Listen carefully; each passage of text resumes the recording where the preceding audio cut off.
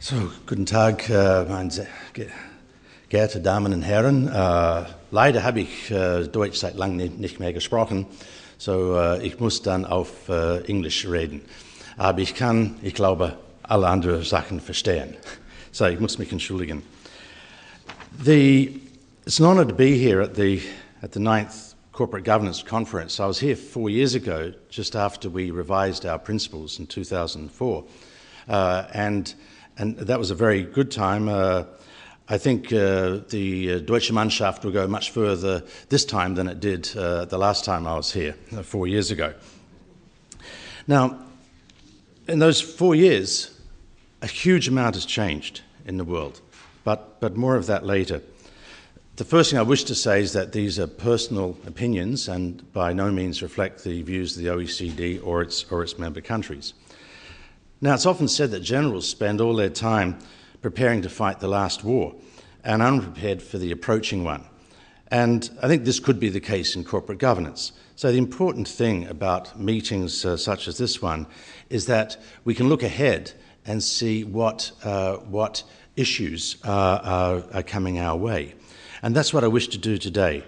So I won't touch on some of the issues that were raised last night, such as company relations to society as a whole, even though they're extremely important, Sozialmarktwirtschaft, which is very important, and I agree with the comments that Germany can be much better at selling this abroad than it has been. It doesn't mean they're unimportant, it just means I'm trying to focus. Now, the first bit is that corporate governance plays out against a macroeconomic background. And of course, in the run-up to the crisis, this was a monetary system which arguably created far too much liquidity, and then this set the problems against which corporate governance had to react. And of course, it didn't succeed in doing that. Now, looking ahead, the macroeconomic background will remain challenging, including time limits I must make sure I keep to mind. First of all, to maintain income levels in our countries, to maintain, if you like, the social support for the market economy, companies must take risks and innovate. That is crucial. There are going to be more risks having to be taken in the future and not less. The need for cash flow to some investors will also increase, not decrease. And BP is an interesting sign of this. It'll depend on the economy in particular, whether pension systems are privately funded or whether they're funded by the government, but it's certainly going to be a major issue, which leads me to the fact that the demographics are changing significantly. Again, this was raised last night in terms of Frauen in the labour force. Much more capital is going to need to be raised on capital markets. In fact, a considerable amount is going to have to be raised, even by just the banking sector, if they're going to come up to the standards that the G20 and Basel Committee is requiring. So, against this background, need to innovate, the globalization, which will keep going, increased competitive pressures from places like China, Brazil, India, will remain the background of which corporate governance must play out. Now, it seems to me there are two strong forces that have been in place since the crisis broke, which I loosely call regulation and ethics. Now, first, there's been significantly increased regulation, not only in the financial services sector, but also it's trickling down into other companies. And of course, in Germany, you've seen this with respect to remuneration and also with respect to boards. Now, at the OECD, we've spent a lot of time over a considerable number of years now to develop principles of regulation and, of course, regulatory impact assessment as a policy tool. So, and what we've specified is that the key thing in coming up with good regulation is the problem must be clearly identified, the possible solutions enumerated and costed, and that this is the basis for evidence-based regulation. Now, remember, we all have very bad memories of Sarbanes-Oxley, and this has to be kept in mind even today. But the question I want to raise is how much of the recent spate of regulation around the world meets these principles? I hazard a guess that a significant proportion of them do not. Hopefully ex post analysis will be undertaken and regulation fine-tuned in the future, but this is only a hope. I think it was very important, the comment just now by Dr. Muller, that at least codexes can be changed on a flexible basis. Going back and changing company legislation or going back and changing financial market regulation is not always easy. It's also important to keep in mind that what we've seen in the crisis and what is still an issue is that regulators have failed in the lead up to the crisis. In a number of cases, they were simply under-resourced, such as in the UK with FSA, and the most recent report on the Irish banking system points out that there are only 2 regulators for each bank, just 2, and these were actually quite big banks. In many cases, the regulators actually had no or few powers to disclose information or to demand prompt corrective action. An example is the HBOS bank in the UK, where the FSA already knew in 2006 that this was a strategy that was highly risky and might risk the whole financial system in the UK. But could they say anything? No, they didn't have the powers to do and still deny it. This has only just been brought out in the parliamentary inquiry. And in other cases, regulators have simply just lost their way. The SEC, for instance, over a number of years, lost its powers to launch company investigations. More and more, they had to go to their commissioners first. And their commissioners are, of course, as you probably know, split along political lines. And the more that happened, the fewer company investigations we saw. So what we draw out of this is that the governance of regulators is, in fact, an important issue. There's an elephant in the room here, and it has to be discussed and it has to be looked at. Now, in the financial services sector, the emphasis, of course, been on regulation, and rightly so, given the gaps that we've all identified. And a lot of effort has been placed in terms of Basel II on Pillars 1 and Pillar 2, that is measuring risk and then the regulatory review of that risk. Much less attention has been placed to corporate governance issues. But yet, these are certainly crucial. Now, Pillar 3, it is true, talks about transparency, increased transparency. But the question that I want to come back to later is, will the markets be able to handle that information correctly? Are they in that position? Are the shareholders, the major shareholders, in a position to use that information? However, work is ongoing on corporate governance in the sector. The Basel Committee is in the process of issuing a new set of guidance on corporate governance in banks, and they've drawn on a lot of OECD analysis in that. Indeed, I was a member of that group. The Financial Stability Board, one of the new changes in the world economy, has also established a standard for remuneration in banks that is heavily based on corporate governance processes. Now, believe me, they were under a lot of pressure just to come out with clear, prescriptive limits, ratios on what Vergütung should not exceed a certain percent of revenues, etc. There was a lot of pressure, but they stood their ground. The second force that we've seen in recent years has been, of course, the big emphasis on ethics. At some points, it seemed that from political comments and press discussions that ethics had been the only cause of the crisis. Now, we don't agree with that. We don't agree with that end-of-market syndrome that was very prevalent in 2007, late 2007, 2008. Living in France, every weekend I went by the press, I always saw the end of capitalism, the end of the market economy, the end of ethics. We must rediscover ethics. From our point of view, it never went away.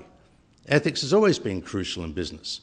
Now, in a couple of areas, there have been problems, certainly in the banking sector and financial services, where there were major conflicts of interest which have not been handled correctly, and more needs to be done there. So the sentiment, we think, is getting better there, but ethical issues will remain. 2 in particular I just want to point out here, as I think they will become more important. First of all, there's anti-corruption. Now, at the moment, the OECD has the Anti-Corruption Convention, which refers to bribery of foreign officials.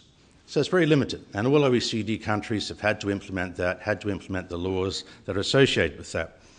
But I think the pressure will be, and not I think the pressure will be, the pressure is to expand this to corruption more widely, which is a much more difficult issue. And here, ethics, company ethics, do have an important role to play, but only a role. What will also be important is that the incentives are put in place that are correct, and the internal controls are put in place to support those. There's no point in the world having a very strong ethical program, for instance, on corruption, and then giving people high-level incentives that the more contracts they get, the faster they'll go up in the promotion ladder, and what's going to move? It'll be corruption. It'll be some form of making sure that you're getting the contracts. So the link here is risk management, ethics, yes, but also incentives and compliant mechanism. The second area, excuse me, it's a very dry topic. But the second area is the supply chains. Supply chains and, of course, natural resources. And here there is an important issue. And, of course, you can see it every day when there are questions, for instance, of Chinese activities in Africa in terms of natural resources. Now, the OECD is not forgetting about these. In fact, we are at the moment going to start a revision of the multinational guidelines. And the pressure will be to try and extend these guidelines to more countries, in particular India, China, Brazil, and far more countries than just our membership. Now, let me address corporate governance developments, several developments more generally, things that are already going on.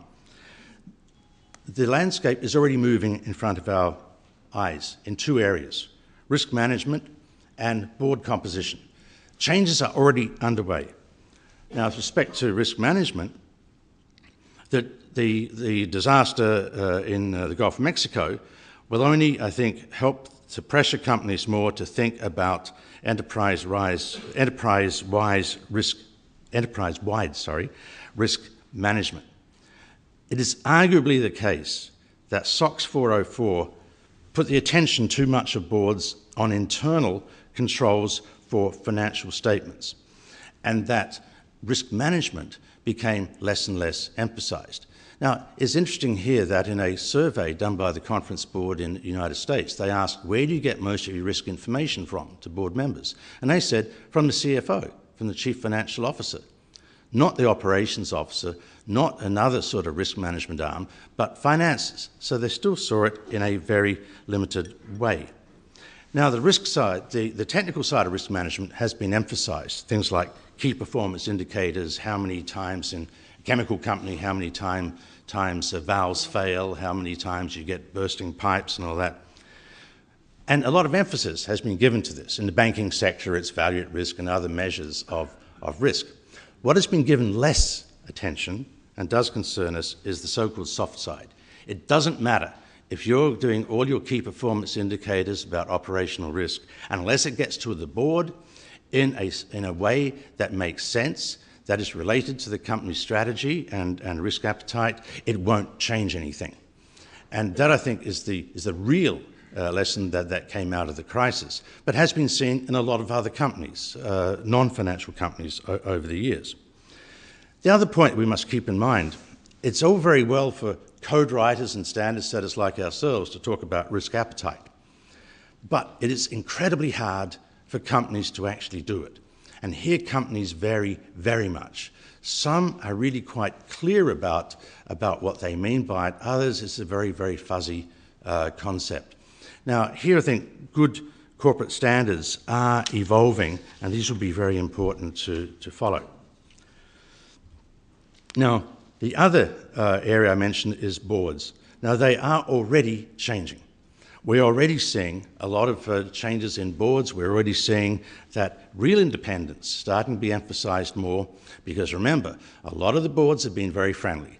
In many cases, they've all been personal friends. The case of Lehman Brothers was probably the worst, but we can go to many other companies where friendly boards have been appointed.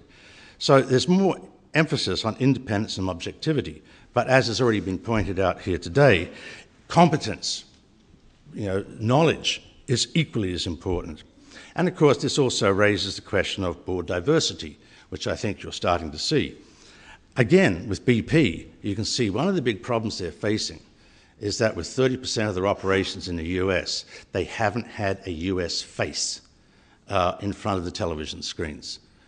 And that has been a major issue. And I think Toyota had the same problem too in the United States with their recalls. They simply did not have the right face to deal with the regulators and with the legislature.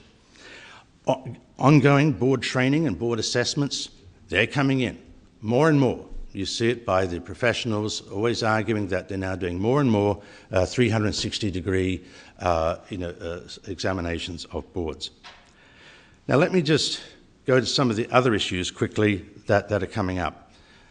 There's remuneration, which of course is still with us, transparency, state-owned enterprises, and finally, shareholder responsibilities. Now on remuneration, levels and structures are already changing, and this is probably due to cyclical factors, and in some countries, legal changes. But the damage, and this was said last night, in terms of social and political memory, has been very great. However, I want to point out that remuneration is not a problem in many countries, many OECD countries and many non-OECD market economies. It is simply not a problem. Though conclusions are difficult, we come to the rough conclusion that countries where there has been a controlling shareholders or block holders have probably done better. And that with dispersed shareholder systems, there might have been deficiencies, or certainly there have been deficiencies. But these questions are not absolute, because dispersed shareholdings might have also been responsible for raising large volumes of capital and supporting innovation. So we have to see balances here and try and make improvements where we can, but also see that there are costs from a lot of actions that might move ahead.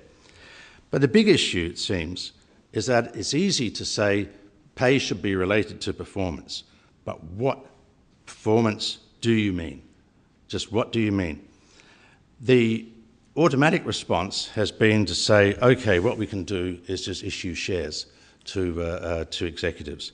But that doesn't seem to work well, or at least it need not work well. It relies very much on the details. What are the vesting dates? When are the shares granted? How long are they held for? Because otherwise you can convert an executive into being a short-term trader. And in the banking system, that's what we saw at Bear Stearns and Lehman Brothers, where executives were sold off about $1 billion in shares in the 5 or 6 years leading up to the crisis. So it's not a very easy task to do. Now, but what is performance? Surely this depends on the company. It's company specific. It depends on their strategy, their risk appetite. And so the performance, the remuneration should be related to that performance, but that's very company specific. Unfortunately, we see a lot of shareholders don't want to go to that level of specificity. They want to keep at a more general level. Now, for timing, I'll skip over the section I was going to talk about transparency, but let me give you a rough feel of where our ideas are going. As accounting standards converge, and hopefully they will converge, and there's a lot of pressure from G20 to see that, there's almost like an end of history going on. Well, is that the end of the arguments about disclosure and transparency? The answer, we think, is no. That so many areas of transparency still have a long way to go. That is narrative reporting, reporting of risks, reporting of strategies. This is actually very poorly done. And most of the research indicates that the risk management reports are in fact fairly useless. The SEC's research pointed to a lot of narrative reporting being actually fairly poor. So we have a long way to go in what we actually mean by disclosure and what we think it is important. In between, though, the intermediary here are analysts. And here we do have still a problem. Many companies not followed by analysts. There are still conflicts of interests in many cases of analysts. It's still a business model that's full of risks, because it might be that the issuer is actually paying for the analysis, or that in fact the institutional shareholder is not prepared to pay for it. My next point is state-owned enterprises. I was glad the question came up just now on Kommunal and Bundes companies. And the issue on a global scale is this. Out of the top 50 companies in the world, 10 are state-owned. This is going to grow in the future. There'll be more and more Chinese, Russian, Brazilian, Indian companies in the world. So what we're seeing is a fundamental shift in the world capital markets. Now, state-owned enterprises in the world do raise a number of issues. They bring different culture, different traditions in corporate governance. It's not always clear what their objectives are, how many are non-commercial objectives. And of course, in many cases, there is also a development goal. And that's what German companies are seeing in China, where a lot of technology is being almost forcibly sort of taken over. Here's a development goal being run by the Chinese government. But you may not like it, but you certainly have to understand what's happening. Now, in Europe, this is not an issue because of the very strong legal framework of the European community in terms of subsidies, in terms of actions, in terms of competition. But that is not true in the world. It is still an issue that are, for instance, Chinese companies receiving very low interest financing. And then, of course, we say, well, but we've got a good board of directors in place. But then suddenly there are changes made that shareholders don't know anything about. Suddenly their CEO goes, that happens anyway, but this time it might be the party moving the director, the CEO, or it might be them doing the same to the boards. Now, we are looking at this through, and we have guidelines on the corporate governance of state-owned enterprises, and we're working closely with all the countries I just mentioned. But it's something I think we have a long way to go. Finally, shareholders, and I'll be very brief because we're over time. The issue here is the model actually working? And this raises the issue about institutional investors, because all around the world what we see is an increased proportion of shares being held by institutions, and we're also seeing institutions spreading their risks around the world. Now, what is interesting here is that a fund which might be quite active in its home country turns out to, in some cases, not to be interested or care when it invests abroad, because it's already taken on a risk diversification and, of course, an exchange rate one. So the question is here, how are institutional investors working? This is a crucial issue. What we're seeing is the link between companies and final owners, if you like, the beneficial owner, becoming longer and longer. And along that chain, there are many policy issues in terms of cross-border voting, in terms of trustees, in terms of intermediaries such as depositories. So a lot of issues there. But more importantly, what are the incentives facing these institutions? The more and more we look at it, it seems to us that the corporate governance of these institutions themselves are a major issue, and in particular the incentive structures that they face.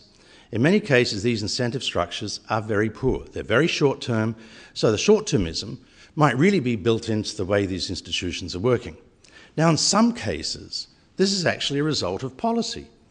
That prudential policy in particular has said to a lot of companies, no, you can't exceed more than, say, 0.5% in a major enterprise. But that may give them no interest at all in actually monitoring that enterprise. So that is a crucial issue, a policy issue. Now, the response has been, in some cases, to say, well, we should give more share voting rights to the shareholders who stay on the roll for quite a period of time. Sounds good, but like all regulatory issues, you'd better look closely at what is the problem. Now, is a long-term shareholder an informed shareholder? Not necessarily. The companies in France that hold shares in each other, de noyau dur, don't care about what the other company is doing. The ones in Japan who hold cross-shareholdings don't care what the other one is doing. The whole point is to avoid any pressure on them. So there are severe issues in this area that have to be dealt with, and these will become more and more important as we move ahead. Some countries are moving faster than others. The UK is now going to experiment in a stewardship code, and it'll be very interesting to see what happens. Okay, my final point, what are we going to do with our own principles? That, like you, we have to sort of look at them every so often. Now, we have a publication which is out, which is our conclusions from the financial crisis on if we were to change the principles today, what we'd probably do. But it's not so easy. As I said, the world has changed. G20 is with us. Like it or not, G20 is there. That is now the major area. So when we revise these, G20 is going to be at the table. Now, it'll be interesting to see what type of compromise, because all this is about consensus building, what type of consensus we're going to get in this. There are many other traditions out there, and we're going to have to deal with those and deal with those effectively. Thank you very much.